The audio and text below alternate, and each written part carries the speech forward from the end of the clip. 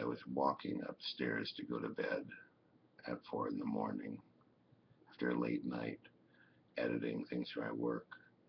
And I watched a little bit of Glenn Greenwald, who was speaking today, and the enormity of how our country has disappeared.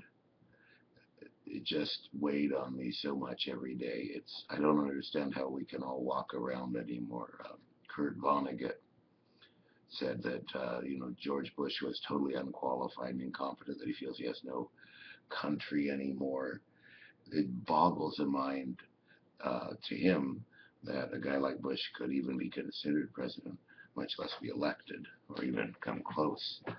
And Gore Vidal felt that 9/11 was a coup d'etat, and he said when the country can't recognize stupid, we're out of business. And again, also thought George Bush was complete idiot and talked about how George Bush Sr. wept that his son was elected instead of Jeb. And everybody walks around and goes through their motions, oblivious to the fact that we have lost all of our constitutional rights, that we have no right to due process of law, that we can be detained indefinitely without trial, that everything we say is being recorded, that the government has become ultra secret, that the entire fabric of the country has dissolved legally. And we walk around and just ignore it or don't realize it, that at any moment this whole system they have unlimited power now. And even a friend of our family who's in Congress voted for the NDAA, which declares America a permanent battlefield. And this war on terror obviously isn't a war. There's no army attacking us. It's a police action where we're creating the enemy by murdering people every day all over the world that have a different point of view than ours. Al-Qaeda isn't an organization. It's an idea. Whether it's not an army. You can't kill ideas. You can feed them through the blood of their martyrs. And it's just bizarre. I mean, how can we live in this nightmare where we're using robotic aircraft powered by gamers to blow people away all over the world without trials, that aren't in an army, that aren't anywhere near our country, that pose no direct threat to us? And we have no evidence presented to us that there's any validity to killing them, that we have and then you look at the news media, and the people in the news media are oblivious. They don't get it at all.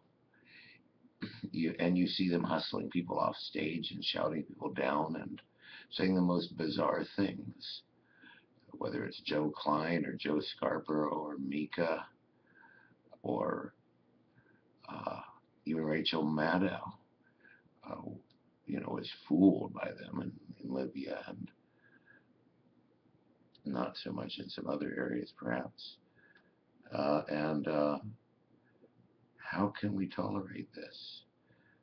And we have to, those of us who understand what's going on, have to go around and talk to people and yell about it and run for office, because it's a living nightmare.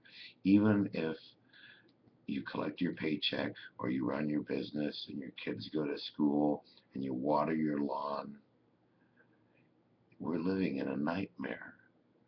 We're living in a moral and ethical and political and economic nightmare. There's 1 million people working for the secret government, according to the Washington Times, the Department of Homeland Security. They're monitoring everything we say online, every phone call we make. People don't even change from Gmail and hot mail to private mail servers. Nobody's concerned about this. Everybody takes it for granted. People spend all day long chatting on Facebook while programs are mapping all their relationships out. Uh, it's like a bunch of people sleepwalking. Did anybody ever study any American history? I mean,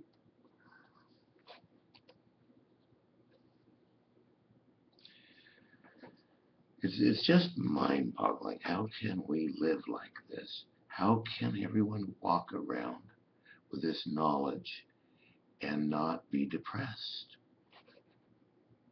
So I will run for office, and you must as well. We have to get people in who understand that we cannot live in a lie as an entire country. A third of all the money, 35% of all the money in the states goes to the feds. And the federal budget is, what is it now? $1.6 trillion deficit that we run. I don't know what the budget is nowadays, but I know that we're spending over $1 trillion a year on the military, and another 200 or 300 billion on homeland security. We're talking about a huge, huge amount of money. Nobody does anything any more productive. I mean, these people aren't doing anything productive, and people are in want at the same time.